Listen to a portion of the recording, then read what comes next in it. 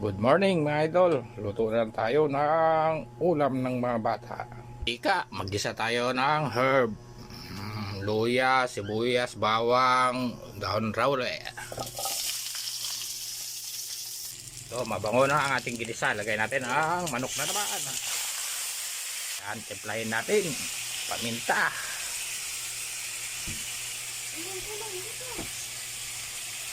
Pampalasa. Kunting asin, soy sauce, lagyan pa ng sili verde para medyo manghang konti. So, malapit na maluto ang ating ulam. Oh, kain bibi, adobo manok. Wow, paborito. Good.